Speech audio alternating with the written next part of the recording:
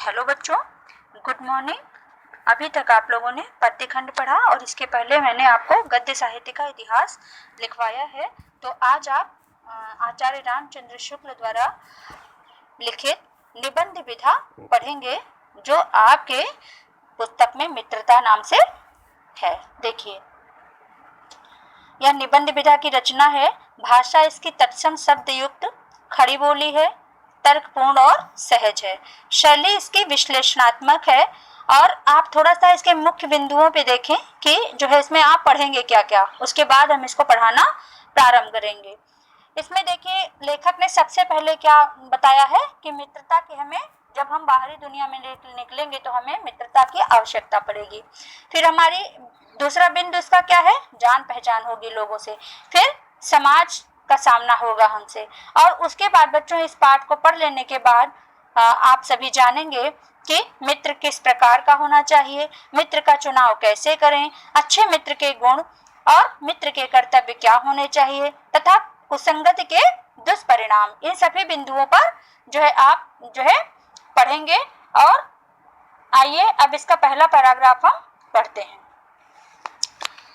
जब कोई युवा पुरुष अपने घर से बाहर निकलकर बाहरी संसार में अपनी स्थिति जमाता है, अर्थात जब कोई युवा पुरुष, यहाँ आप ध्यान देंगे कि युवा पुरुष लेखक ने कहा है। युवा पुरुष का तात्पर्य है जिस जो है समय में आपने प्रवेश किया है, यह वही समय है। तो लेखक कहता है कि जब कोई युवा पुरुष अपने घर से बाहर निकलता है और बाहरी दुनिया में अपनी स्थिति जमाता है, तब पहली कठिनता उसे मित्र चुनने में पड़ती है। सबसे पहली कठिनाई उसे क्या होती है, मित्र चुनने में पड़ती है। यदि उसकी स्थिति बिल्कुल एकांत और निराली नहीं रहती तो उसकी जान पहचान के लोग धड़ाधड़ बढ़ते जाते हैं। मतलब यदि वह जो है बिल्कुल एकांत है और उसका चरित्र एकदम निराला नहीं है, शांत चित्त नहीं है, तो वह बड़े ही शीघ्रता से जो है अपनी जान पहचान बना लेता है और उसके इष्ट मित्र बनते चले जाते हैं। और थोड़े ही दिनों में कुछ लोगों से उसका हेल मेल हो जाता है। हेल मेल का मतलब परिचय स्थापित हो जाता है। यही हेल मेल बढ़ते बढ़ते मित्रता का रूप ले लेता है। मित्रता के रूप में परिणत मतलब बदल जाना, यानी लोगों से परिचय होगा और परिचय के बाद मित्रता स्थापित होगी। मित्रों के चुनाव की उपयुक्तता मतलब क्या सही है क्या गलत है, कौन सा मित्र हमारे लिए उपयुक्त है, कौन सा मित्र हमारे लिए उपयुक्त नहीं है, पर उसके जीवन की सफलता निर्भर हो जाती है। लेखक ने बड़ी ही जीवंत बात कहा है इस निबंध के माध्यम से कि यह वही समय है जब वास्तव में आप अपने इष्ट मित्रों के जो है चुनाव को बड़े ही बुद्धिमत्ता से करते हैं। और यदि मित्र अच्छा है तो आपका जीवन सफल हो जाता है, और यदि आपका मित्र अच्छा नहीं है, वह कुसंगतियों से भरा हुआ है, तो आपका जीवन वास्तव में जो है सफल नहीं हो पाता। ऐसा लेखक ने प्रस्तुत निबंध में कहा है। क्या कहा है, फिर से देख लीजिए, लाइन बहुत ही सटीक और सुगठित है। मित्रों के चुनाव की उपयुक्तता मतलब आपका मित्र कितना आपके लिए उपयुक्त है, उसके जीवन की सफलता निर्भर हो जाती है। मतलब मनुष्य के जीवन की सफलता इस बात पर निर्भर करती है कि उसका मित्र कैसा है।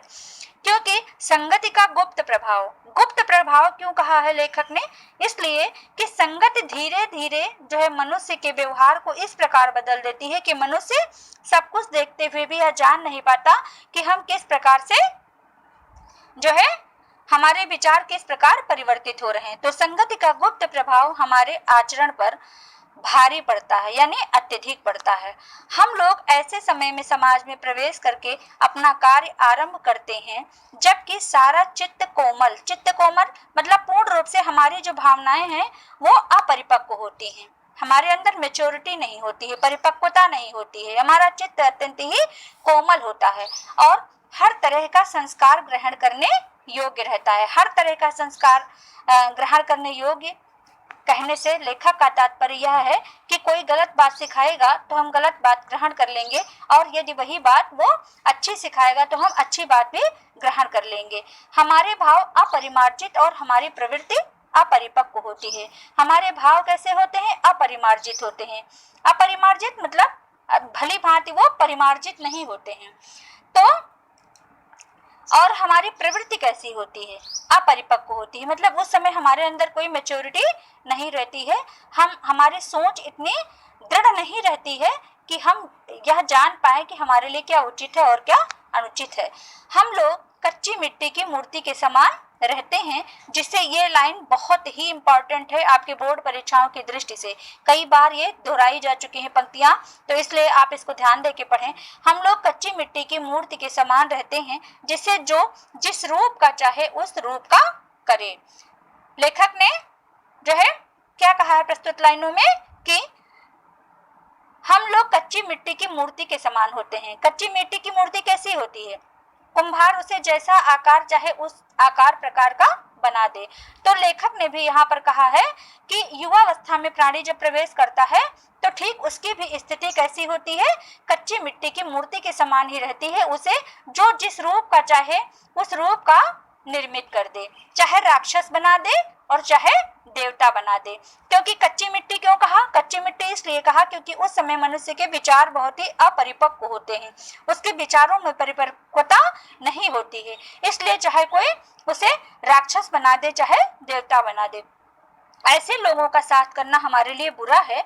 फिर लेखक जो है इस बात की ओर इंगित करते हुए कहता है कि ऐसे लोगों का साथ करना भी हमारे लिए अच्छा नहीं है जो हमसे अधिक दृढ़ है, जो हमसे अधिक दृढ़ विचारधारा के हैं, दृढ़ संकल्पी हैं। क्योंकि हमें उनकी हर एक बात बिना विरोध के मान लेनी पड़ती है। मतलब उनके सामने हम कोई ओपिनियन, हम कोई अपनी बात किसी भी प्रकार की रख नहीं सकते, क्योंकि हमें यह बात पहले से ही पता है कि यह हमसे अधिक दृढ़ संकल्प के हैं। इसलिए ऐसे व्यक्ति से मित्रता भी उचित नहीं है। पर ऐसे लोगों का साथ करना बुरा है जो हमारी ही बात को ऊपर रखते हैं। और लेखक कहता है कि ऐसे व्यक्ति का साथ भी हमारे लिए अच्छा नहीं है जो हम जो कहें मान लिया, उससे हमने कोई सुझाव मांगा है कि आप हमें सुझाव दें कि हमें क्या करना चाहिए, तो वह यही कह दे कि जो है आप जो उचित समझे वही सही है, यानी वो हमारी ही बात को सही साबित कर दे। तो ऐसे व्यक्ति से भी हमारी मित्रता उचित नहीं है, क्योंकि ऐसी दशा में ना तो हमारे ऊपर कोई दबाव रहता है और ना हमारे लिए कोई सहारा बचता है। दोनों ही चीजों से हम वंचित रह जाएंगे। दोनों अवस्थाओं में जिस बात का भय रहता है उसका पता युवा पुरुष को प्रायः बहुत कम रहता है। युवा पुरुष यह नहीं जान पाता कि जो है हमें कहां से हम जो है सुरक्षित हैं ऐसी दोनों अवस्थाओं के बीच में। यदि विवेक से काम लिया जाए तो वह भय नहीं रहता, लेकिन लेखक कह रहा है कि यदि हम अपने बुद्धिमानी और विवेक से काम लेंगे तो ये दोनों भय समाप्त हो जाएंगे। पर युवा पुरुष प्रायः विवेक से कम काम लेते हैं, क्योंकि कहा भी गया है कि युवावस्था जो है तूफान और तनाव की अवस्था है। ऐसी अवस्था में मनुष्य यह नहीं जान पाता कि उसका विवेक क्या कह रहा है। कैसे आश्चर्य की बात है कि लोग एक घोड़ा लेते हैं तो उसके गुण दोष कितना परख कर लेते हैं, पर किसी को मित्र बनाते समय उसके पूर्व आचरण और प्रकृति आदि का कुछ भी विचार और अनुसंधान नहीं करते। बड़ी ही सुंदर बात लेखक ने लिखी है बच्चों। कहा है कि कैसे आश्चर्य की बात है, बड़े आश्चर्य की बात है कि लोग एक घोड़ा खरीदते हैं तो उसके गुण दोषों को एक एक करके खूब अच्छे से जांचते हैं, परखते हैं और उसके बाद उसको खरीदते हैं। लेकिन जब व्यक्ति अपने जो है इतने आवश्यक पड़ाव पे होता है तब वह जो है मित्र बनाते समय इन सभी बातों पर ध्यान नहीं देता। वह नहीं जानता कि हमारा मित्र इससे पहले किस व्यक्तित्व का था, उसकी प्रकृति कैसी थी, उसका आचरण कैसा था, ये सभी बातें नहीं ध्यान देता है। आदि कुछ भी विचार और अनुसंधान माने खोज करना, इन सभी बातों का ध्यान, अनुसंधान, विचार इत्यादि मनुष्य नहीं करता कि जो है हम अब हमारे मित्र में कैसे गुण होने चाहिए। तो लेखक बार बार इंगित कर रहा है कि हमारा मित्र कैसा होना चाहिए, किस कोटि का होना चाहिए। उसने यह भी बता दिया है कि ना ही हमारा मित्र बहुत ही सुदृढ़ विचारों वाला होना चाहिए, दृढ़ संकल्पी होना चाहिए और ना ही अल्पज्ञानी होना चाहिए, न हमसे अधिक बुद्धिमान हो, न हमसे कम बुद्धिमान हो। ये सारी बातें लेखक जो है प्रस्तुत पाठ में करते हुए आपको समझाते हुए कह रहा है। इसलिए यह पाठ आपके बोर्ड परीक्षा की दृष्टि से बहुत ही महत्वपूर्ण है बच्चों। ध्यान देकर पढ़ें और इसको अपनी उत्तर पुस्तिका में लिखते रहें।